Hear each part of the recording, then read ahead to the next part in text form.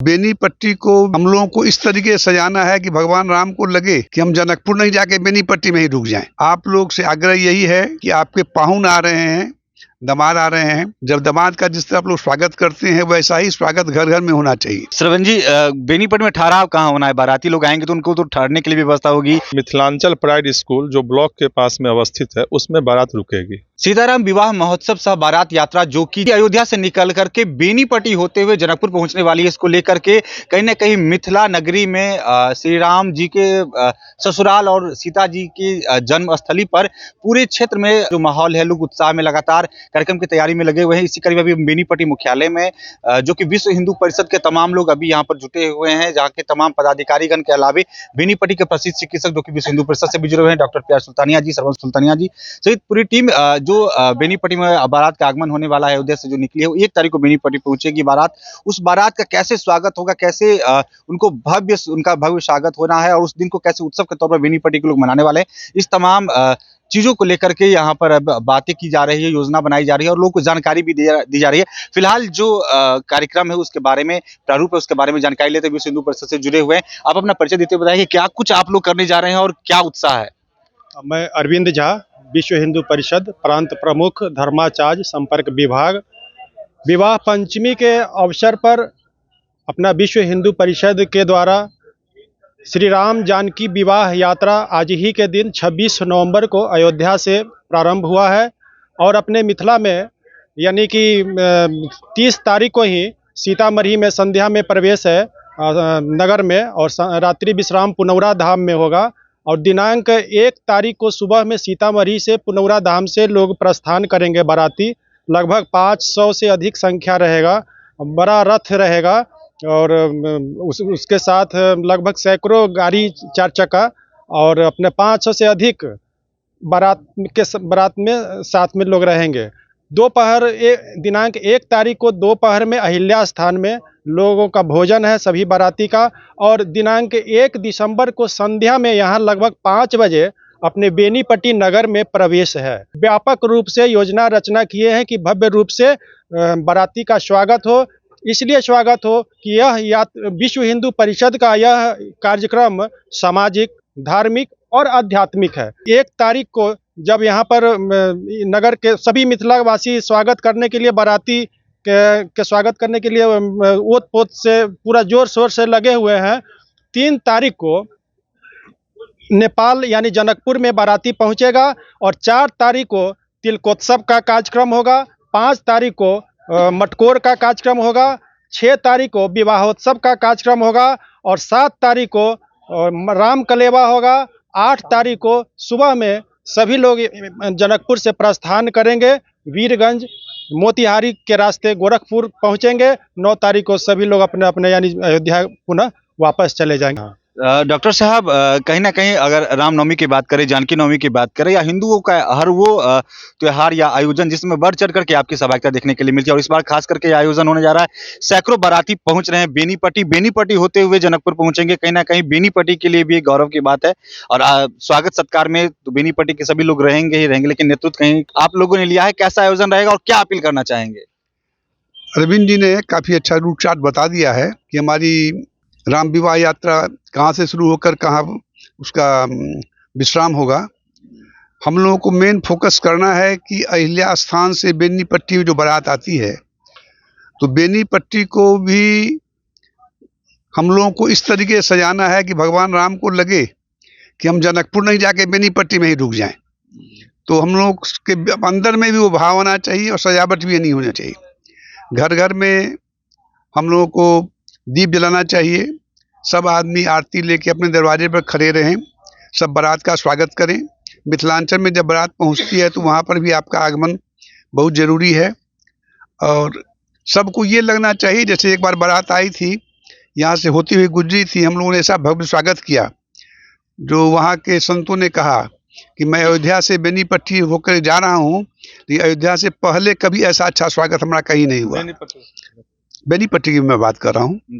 तो हमेशा कोई काम सुपर में होना चाहिए, तो उससे अच्छा हम लोगों को काम इस बार करना है और अरविंद जी इसका नेतृत्व संभाले हुए हैं। तो आप लोग से आग्रह यही है कि आपके पाहुन आ रहे हैं, दामाद आ रहे हैं, और जब दामाद का जिस तरह आप लोग स्वागत करते हैं वैसा ही स्वागत घर घर में होना चाहिए। अहिल्या स्थान से लेकर के मिथिलांचल तक दीपोत्सव होना चाहिए। हाँ, सब उन पर फूल अर्पण कीजिए और उसके बाद आप मिथिलांचल में भी आकर उनका दर्शन कीजिए। ऐसा सौभाग्य नहीं मिलता, एक साथ इतने महात्माओं का दर्शन और महात्मा का आगमन हमारे समूचे इलाके को पवित्र करता हुआ जाएगा। एक महात्मा की चरण धूल से कितने तर जाते, इतने महात्मा की चरण धूल से क्या क्या होगा सो कहना मुश्किल है, लेकिन उसका लाभ तो आप ही को उठाना पड़ेगा। ये इच्छा, बलवती इच्छा लेते हुए आप आइए और आप लोगों का स्वागत है हम लोग के यहाँ, और आप भी हम लोगों की तरह ही उनका स्वागत कीजिए और उसका लाभ उठाइए। धन्यवाद। श्रवण जी, बेनीपट्टी में ठहराव कहाँ होना है? बाराती लोग आएंगे तो उनको तो ठहरने के लिए व्यवस्था होगी, और जहाँ पर ठहरेंगे वहाँ भी लोग पहुंचेंगे बारातियों को देखने के लिए, वो चीजें कहाँ पर होंगी? बेनीपट्टी में 1 तारीख को शाम 5 बजे बारात प्रवेश करेगी और मिथिलांचल प्राइड स्कूल जो ब्लॉक के पास में अवस्थित है उसमें बारात रुकेगी। तो हम लोगों का दायित्व बनता है, हम लोगों का अहोभाग्य है कि हम लोग 5 बजे से अपने घर के आगे में सारी साफ सफाई वगैरह करें, जल का छिड़काव करके और दीपोत्सव मनाएं। दीपोत्सव मना करके बारात को लगे कि नहीं, हम मतलब जो है भगवान राम उस दिन आ रहे हैं, तो सारी साफ सफाई मतलब की व्यवस्था करके और अपने आगे में दीपोत्सव की तैयारी करें। और मिथिलांचल प्राइड में जो रात में विश्राम है वहाँ पे आकर के, और बारात मतलब कि रास्ते में भी भगवान की आरती है, जिनको कुछ भी सहयोग करना है मतलब कि स्वागत करना है वो स्वागत कर सकते हैं, भगवान की आरती कर सकते हैं। भगवान श्री राम की नई विग्रह जो रथ पर सवार होकर आ रहे हैं उनका हम लोग पुरजोर से स्वागत करें, यही हमारी इच्छा है। और इसमें तन मन धन से सब कोई लग करके बेनीपट्टी को मतलब जो है राममय बना देना है, यही मतलब कि जो है सो ये कहीं ना कहीं बारातियों को लगना चाहिए कि हम जनकपुर के करीब पहुंच चुके हैं। विश्व हिंदू परिषद लगातार बेनीपट्टी की टीम जो है हमेशा हर गतिविधियों में रही है, और इस बार भी सभी सक्रिय हो गए हैं। किस तरह से प्रचार प्रसार किया जा रहा है, लोगों तक जानकारी पहुंचाई जा रही है, और क्या कुछ होने वाला है? मैं दिगंबर, प्रांत मंत्री धर्म यात्रा महासंघ उत्तर बिहार। इस बार 2004 से राम विवाह बारात यात्रा प्रारंभ हुआ था। 19 तक हम सभी लोग टेंट में, जब भगवान राम थे उसमें बारात यात्रा निकाले थे। 19 के बाद पहली बार 2024 में भगवान राम अपने घर आए हैं, उसके बाद पहली बारात यात्रा है। इसलिए इस बारात यात्रा में साधु संत और समाज सभी के बीच में उत्साह है, और सभी लोग उसमें लगे हैं कि हमारे घर में ही मेहमान आ रहे हैं। अर्थात मिथिलांचल के हर घर में जो बेटी होती है सीता के समान होती है, और उसके दामाद होते हैं भगवान राम होते हैं। इसलिए अपने यहाँ जो गीत भी गाया जाता है कि हर एक के शादी में उसमें भगवान राम और दुल्हा दुल्हन सीता के रूप में उसके अपने बेटी को देखते हैं। तो हम भी अपने घर को अपनी बेटी के विवाह की तरह जैसे सजाते हैं वैसे ही अपने घर को सजाएं, मंगल दीप जलाएं। और वास्तव में चर्चा हो रही है कि सभी लोगों को तन मन धन से सहयोग करना चाहिए। बारातियों के स्वागत में हम क्या कर सकते हैं, क्या दे सकते हैं, उसमें कोई कमी नहीं होनी चाहिए। हम उसकी विदाई क्या कर सकते हैं, उस सारे क्रम में हमारे यहाँ से जितना भी होगा कम होगा, इस भाव को हम प्रदर्शित करें। जो कुंज बिहारी जी अपने भजन में भी गाते हैं कि एक डोम के घर में जाकर के बारात उस समय जो वर्णन किए थे वैसा वर्णन हमारे बेनीपट्टी में हो, ये सभी समाज से आग्रह है और ये चिंतन भी है। तो श्यावर रामचंद्र की जय, तो एक धाम की जय, मां जानकी सीता की जय।